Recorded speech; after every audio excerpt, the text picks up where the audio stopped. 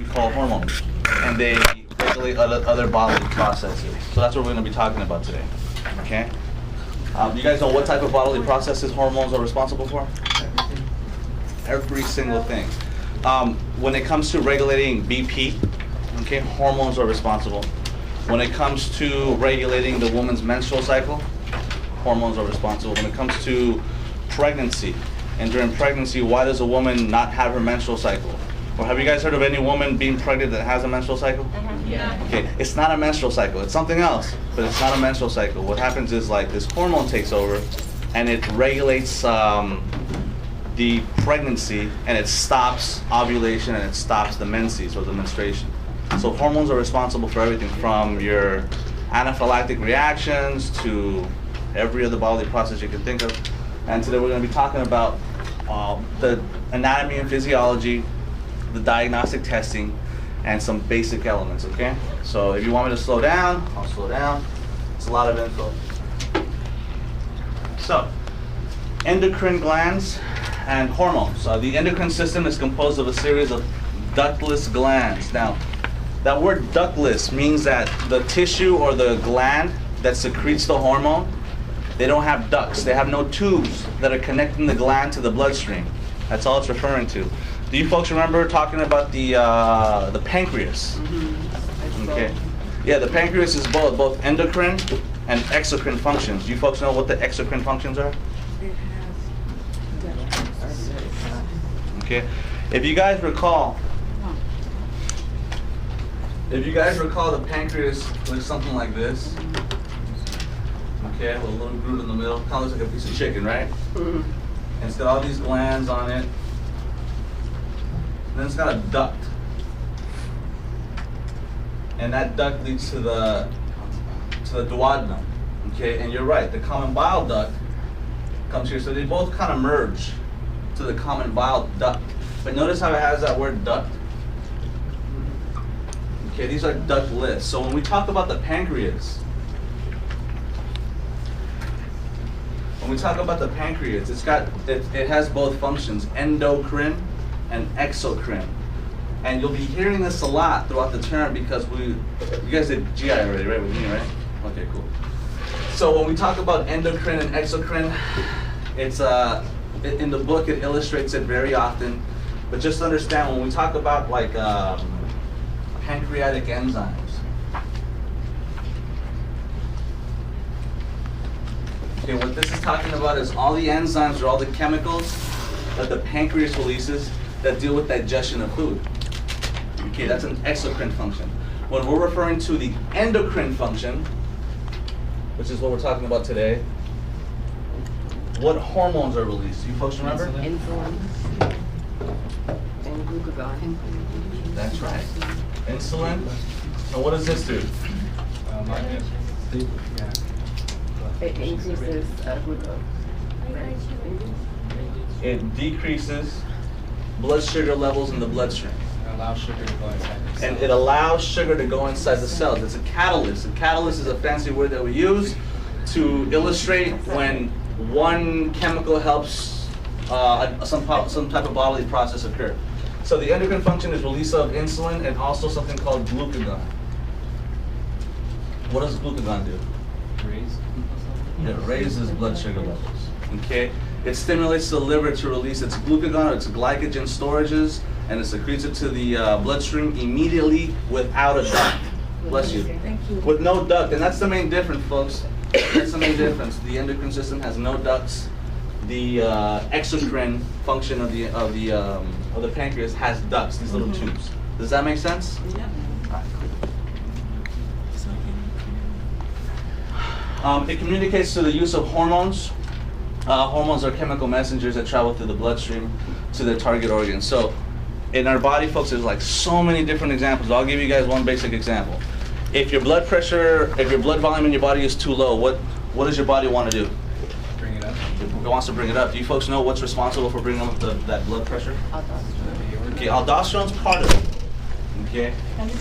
It's called the renin-angiotensin-aldosterone mechanism. You folks remember that? The RAA mechanism? Yeah. So if your blood volume or the fluid volume in your body is really low, your kidneys, Okay, your kidneys release something called renin. Renin starts this whole cascade of bodily processes, which is called the RAA mechanism.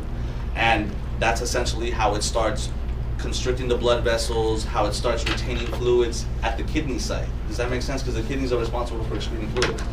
So renin is really important because it's responsible for beginning this process that helps the body regulate blood pressure and bring up the blood pressure. Okay? It's called the RAA mechanism, renin, angiotensin, aldosterone. Well, what happens, what tells the body to stop retaining fluids? Okay, aorta? You guys know? It's another hormone, okay? It's found in the atria of the heart. It's called the atrial, hey, you guys, hey, you guys talking too much, okay? It's called it's called the atrial natriuretic peptide. It's another hormone, okay? The A, natriuretic Na for sodium. Na is sodium, right? Atriuretic, it's because it's in the atria, and uretic, it's because it helps you get rid of fluids. So that's another hormone that once the blood volumes go too high, that one kicks in and says, okay, we can release some fluids now. You see how homeostasis is maintained? And that's what the hormones do, folks. In all forms of bodily processes.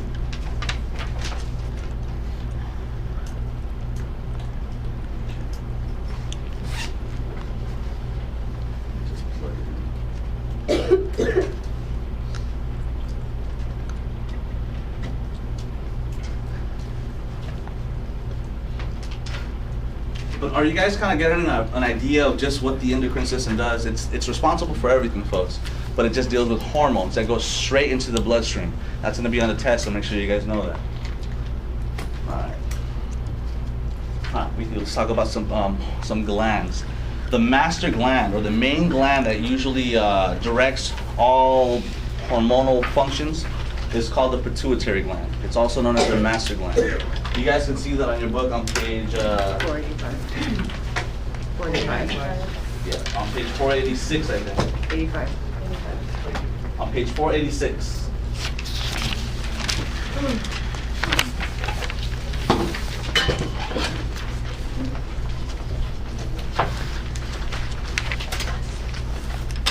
You guys see it on page 486? It looks like a scrotal sac. Okay, do you guys see it? All right.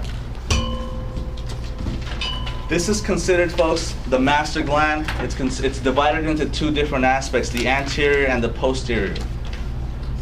Okay, the anterior, the one that's in the front, produces a lot more hormones than the anterior. The anterior produces only 2 hormones, but essentially the pituitary gland is what's responsible for stimulating other glands to release their hormones. I'll give you an example. The pituitary gland, which is right beneath your hypothalamus, it's in your brain. It releases something called ADH.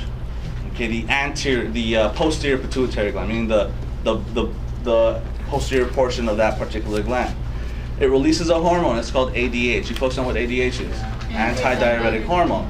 Well, that little hormone goes via the bloodstream immediately, and it stimulates the kidneys to actually regulate water fluid. Okay, so that's how that one works. I'll give you another example. The anterior pituitary gland, the frontal portion of it, releases another hormone called TSH, thyroid stimulating hormone. What that does is it's released into the bloodstream, and then once it touches your thyroid gland, it stimulates it to release its own hormones. Does that make sense? Okay. These are considered tropic hormones, TROPIC. Tropic hormones are just hormones that stimulate other glands to release their specific hormones. Does that make sense? Okay, so the TSH, thyroid stimulating hormone, doesn't really do anything per se. It just stimulates the thyroid gland to perform its function, to release its T3 and T4, which are their corresponding hormones. Does that make sense? All right. Then we have the thyroid gland. The thyroid gland is pretty much responsible for metabolic processes. It's found right here. Okay, it's found in the throat. Then you have the parathyroid gland. Para means on the sides, right? but it's usually on the posterior aspect. There are 4 glands that are connected right on the back of the thyroid gland. That's considered the parathyroid gland. The parathyroid gland has a large role with calcium regulation. Then you have the adrenal glands. You folks remember where the adrenal glands are? Yeah, they're on top of the kidneys. The adrenal glands are also really important. The adrenal gland itself is broken down into 2 sections.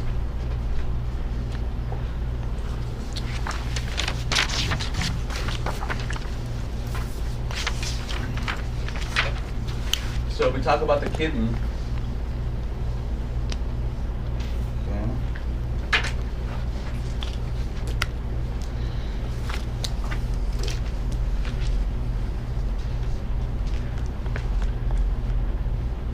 it kind of looks like that.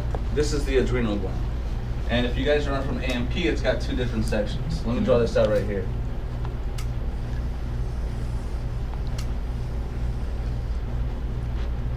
Okay. This is what we consider the adrenal gland. What's the adrenal gland responsible for? Do you folks remember? Yeah. Steroids? Steroids, that's right. Steroids is good. What else? And epinephrine and norepinephrine. Yeah, let's call it the fight or flight.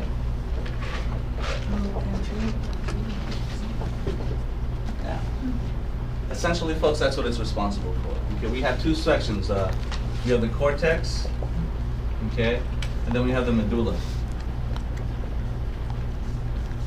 Okay. And the medulla is responsible for your fight or flight, epinephrine, norepinephrine.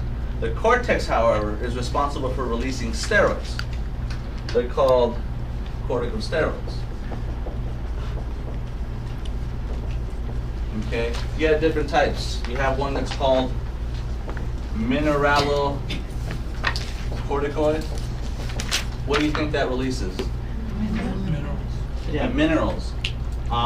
In particular, folks, mineralocorticoid is responsible for releasing aldosterone. You guys see how aldosterone plays a role? Okay, aldosterone again is part of that RAA mechanism. And in that RAA mechanism, renin stimulates angiotensin to become angiotensin 2 to constrict, and then that causes aldosterone to be released. Aldosterone helps in retaining sodium. Does that make sense? So when aldosterone helps in bringing up the blood pressure. Aldosterone is released from the adrenal glands, in particular from the adrenal cortex. So you have the corticosteroids, mineralocorticoids, glucocorticoids. And then you also have sex hormones. So if you're ever asked which gland is responsible for the, it's called the sugar, the salt, and the sex, okay, or the sweet, the salty, and the sex gland, it's going to be your adrenal gland, and to be more specific, it's the adrenal cortex, because it regulates sugars, minerals, which is going to be your sodium. It regulates sodium through aldosterone, and it also has the sex hormones, or something called androgens, and these are responsible for sexual characteristics as well, or for the men's or the woman's arousal. You guys with me so far? It's a lot of stuff, right? Okay, it's a lot of stuff. But again, I'm just talking, look, notice how the PowerPoint isn't even referring to that. I'm giving you guys this, because we'll talk about it more in depth in a little bit. So where's aldosterone released from? The adrenal cortex. It acts on the kidneys. It acts on the kidneys because it tells the kidneys, hey, let's retain some sodium, so we can, if we retain sodium, what's also going to be retained? Water, fluids, and hence what's going to go up? Blood pressure. Blood pressure. Okay? And all this, folks, is just a cascade. It's like if me, Leo, and let's say Miss Alicia are the hormones. So you're renin, and then you're renin, and I'm angiotensin. I see renin, and I'm like, I know what to do. I have to convert into angiotensin 2. And then once I turn into angiotensin 2, aldosterone sees me, and they're like, oh, all right. Now I'm going to go to the kidneys, and I'm going to retain the sodium. Essentially, that's all that's happening. Okay, one recognizes the other one. You folks remember when we're talking about, what was that? You folks remember when we're talking about GI, we talked about something called cholecystokinin. You folks remember cholecystokinin? It's that hormone that's present when you eat fat. When you eat fat, that hormone arises. So it's like, I'm the hormone, cholecystokinin, because I see fat. And when the gallbladder feels the cholecystokinin, because it's a hormone, it's a chemical that goes inside the body, it releases the bile. Okay. So that's how all these bodily processes work. And then we have the pancreas, which we talked about already. Any questions so far? You do have to know this, what aldosterone does, where it's secreted from the adrenal cortex, from the adrenal glands. It's responsible in its own right to retain fluid, to retain sodium, and hence bring up the blood pressure. It has nothing to do with blood vessel constricting. Angiotensin is responsible for that. Is that clear? Cool. All right. And again, here's a little illustration of the pituitary gland.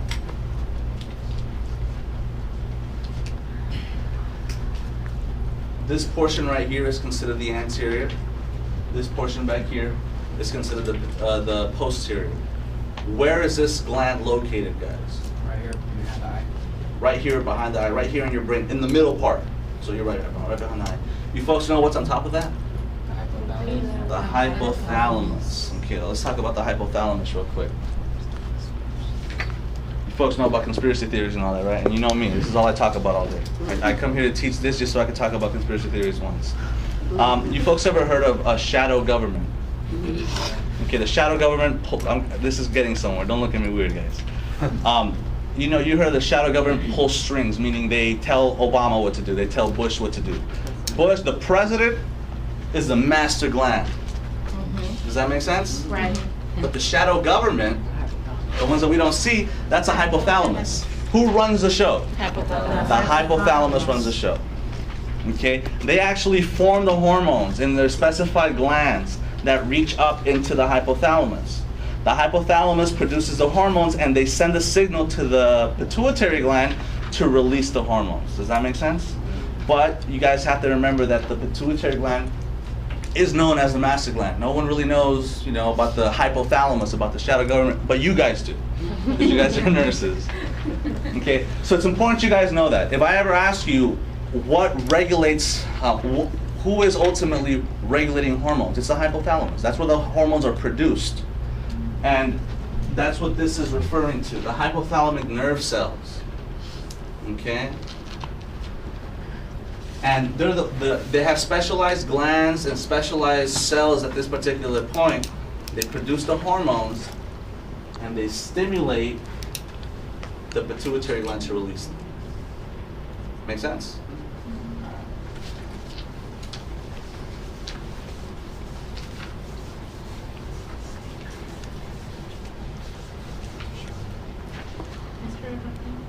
Yes. That's right, it also regulates temperature. Hypothalamus is really important. It regulates temperature, it regulates appetite, a bunch of stuff. So is it a gland? The hypothalamus, it's not a gland, it's just a part of the brain. It's considered the hypothalamus. Okay, the hypothalamus itself doesn't release hormones, because remember, the hormones are ductless. What do you guys see here? Nerves. Nerves are ducts. Okay, this is how the transmission, that the information is sent to the actual pituitary gland. And then the pituitary gland releases their hormones straight to via the bloodstream. They go straight to the bloodstream, then it becomes systemic real quick. Okay? Let's talk about the anterior and the posterior pituitary gland real quick.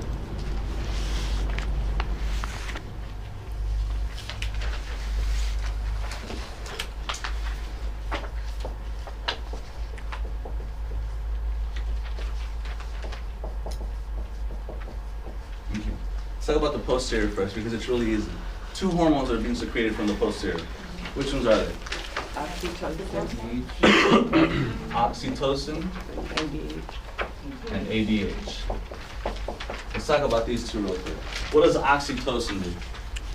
It produces the mouth, or it makes it release. Okay, that's prolactin, but oxytocin stimulates certain female bodily processes, such as during childbirth. Yeah, you guys ever hear, those of you females that have had kids, and if they had an induced labor, did they give you something called Pitocin? Yes. Pitocin is oxytocin.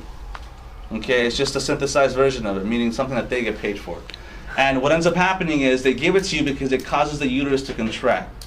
It stimulates the beginning of labor, of the contractions. It says it promotes release of the milk too.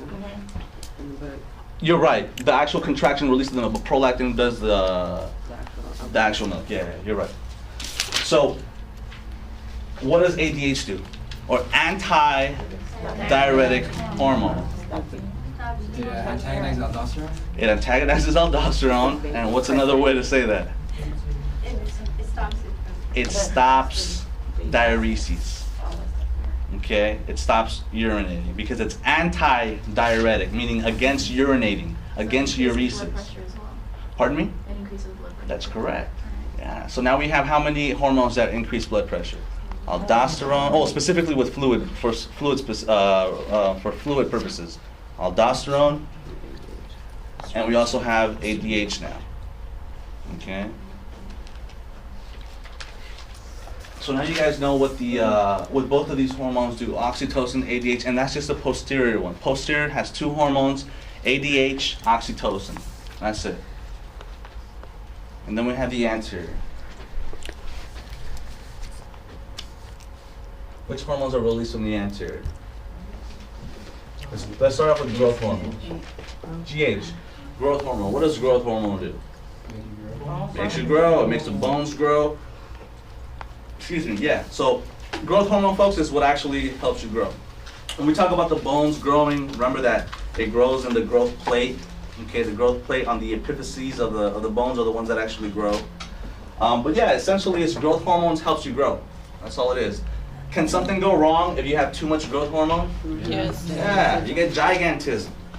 Okay, can something happen if you don't get enough growth hormone? Yeah, dwarfism. Yeah, you get dwarfism. Okay, and we'll speak specifically about the conditions, gigantism and something called acromegaly, and a bunch of other issues that arise with these hormone deficiencies or excessive hormone secretions. All right, hormone. What else do we have? PSH? Oh, okay. TSH. You guys heard this before, right? The thyroid stimulating hormone. What does this tropic hormone do? What's a tropic hormone? It acts on another gland. It acts on another gland to release the hormone. This hormone itself doesn't really do much. Okay? When the anterior pituitary gland releases TSH, or the thyroid stimulating hormone, it stimulates the thyroid gland to secrete whatever it's supposed to secrete, which is going to be T3 and T4. We'll talk about those in a bit as well. What does the thyroid stimulating hormone, what does the thyroid gland do? Metabolism, metabolic processes. Okay, that's when we talk about somebody having hyperthyroidism and hypothyroidism. Okay, if somebody has hyperthyroidism, their metabolism is really fast. What's happening? What do they look like? They look thin. Their eyes are a little bit bulging. Hypothalamus. Okay, they're always red. They're always hot. Okay, they're always hot. Okay, and you can sometimes see it right here as well. How about if they have hypothyroidism? Usually slower, heavier set. They have an intolerance to cold. Okay, all right. Exactly. What's next?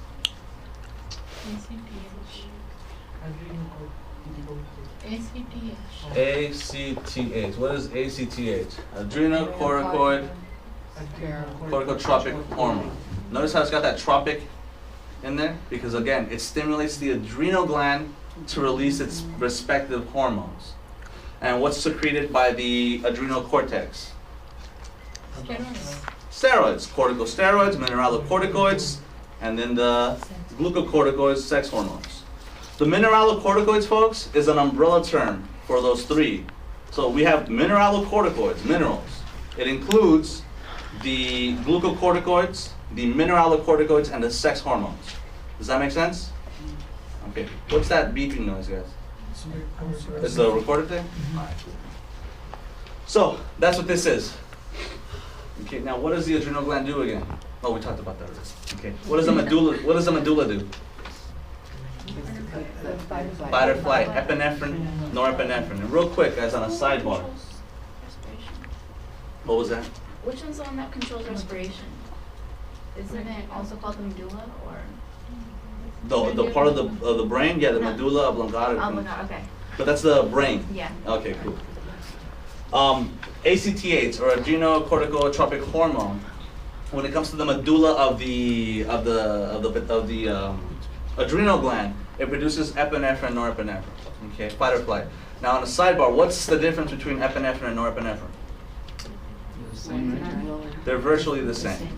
Think of epinephrine as a very strong fight or flight hormone, and the norepinephrine is just a slightly weaker but still effective hormone that does the whole fight or flight. Now, what happens during your fight or flight to your body?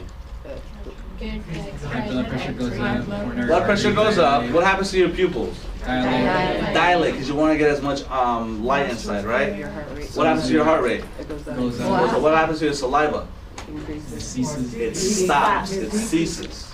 Okay? All right, good. So we're good with that. Damn it, why is this doing? Oh, I really wasn't doing that yesterday. What's another hormone that we have? Okay. Gonadotropic hormone. Okay, what's gonadotropic hormone? For the male. Okay.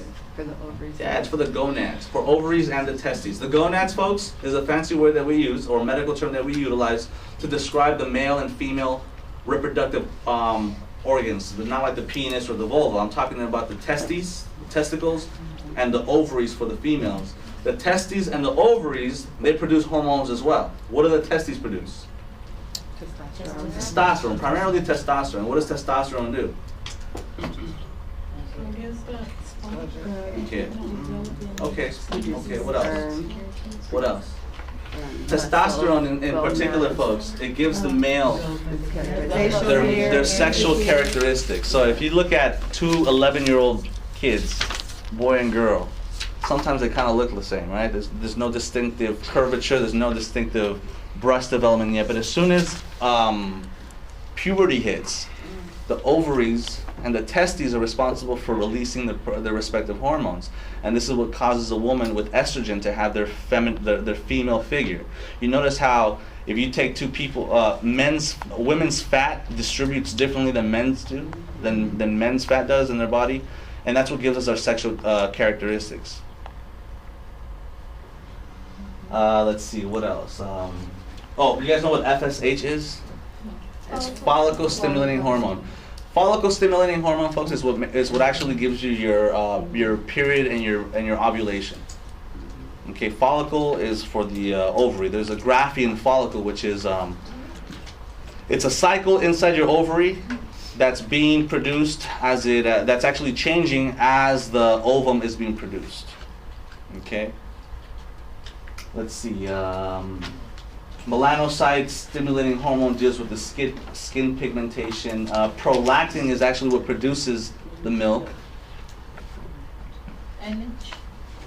Luteinizing hormone also deals with the sperm production and with the female's secondary characteristics as well. And I think that's it, right, for the anterior.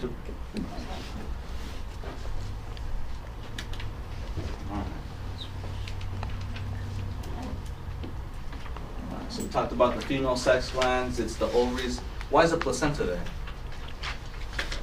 It takes the place of estrogen. Stimulates hormones. Yeah, listen to this real quick.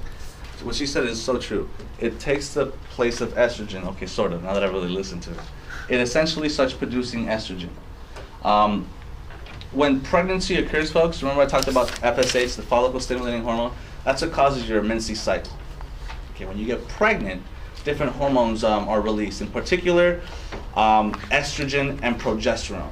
These two hormones maintain the integrity of the endometrium, of inside of the uterus, and it allows the ovum to implant, and it allows it to stay there and for pregnancy to continue.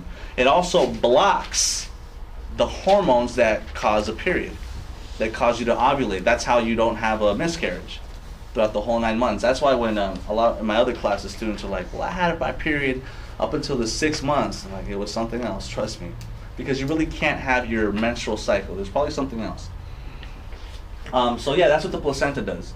The placenta maintains these hormones. It also is responsible for maintaining the baby healthy. It gives you something, the placental barrier, excuse me guys, the placental barrier, which actually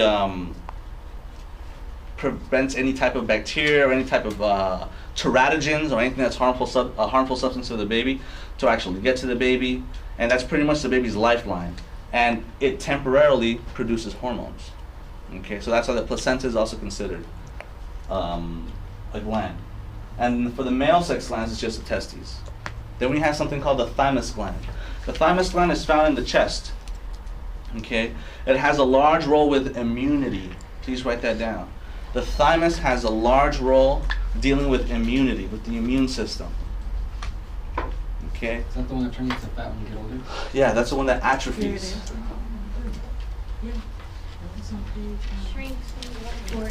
Yeah, it atrophies. It shrinks once you get older. And as an adult, it plays a lesser role in the immune system, but as you're growing up, it plays a large role in the immune system. Okay, and the thymus gland is found in your chest. And then you have your pineal gland. What's a pineal gland for? Melatonin magic. Yeah, there's a rap album called Melatonin Magic. Anyway, so the pineal gland, folks, we really don't know what it does. That's the truth. But it does play a role with the sleep cycle, the release of something called melatonin. Melatonin is another hormone that actually makes you fall asleep. You guys ever see supplements? It's got melatonin additives and things like that that you can take, and it helps you sleep. Essentially, that's what the pineal gland does. People say that back in the day when we used more part of our brain, that this is like the spirit gland that allows us to, different cultures, you read about this, different cultures during meditation, they do like MRIs and all these other exams, and the pineal gland is very active. So it has something to do with that, but we can't access it all the way. But essentially, pineal gland, folks, melatonin, okay, which deals with the sleep cycle. Any questions so far?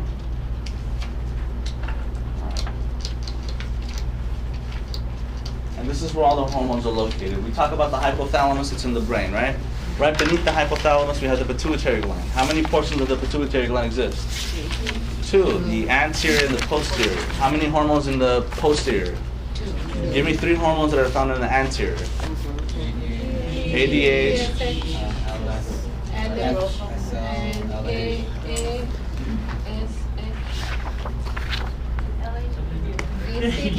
Actually, ADH is on the posterior. Yeah, the posterior. Yeah. Okay, so we have growth hormone. We have thyroid stimulating hormone and adrenocorticotropic hormones. Okay, good. Now again, what does tropic mean? Exactly, a hormone chemical that acts on another gland to release its own respective hormone. All right, good. Then we have you guys see where the thyroid gland is at? Okay, right behind the thyroid gland, what do we have? The parathyroid gland, the parathyroid gland. Okay, then we have the pancreas. The islets of Langerhans, those are specialized cells inside the pancreas that release insulin and glucagon. Okay, and you have alpha, you have beta, and all those other hormones. Anyway, what's on top of the kidneys? Okay, how many sections does the adrenal gland break up? 2, right? What's the innermost part? What's the outermost part? Cortex. What does the cortex produce? Mineralocorticoids. Okay, mineralocorticoids. That's the umbrella term for those 3. Okay, mineralocorticoids, glucocorticoids, sex hormones, and mineralocorticoids. I'm sorry, and the androgens, the sex hormones. Yes. Ovaries. What do the ovaries do? Estrogen, progesterone. Okay, luteinizing hormone. What do the testes do? Testosterone. Right. So you're good right now, guys. This is what we need to know so far. All right, go on a little break. Come back at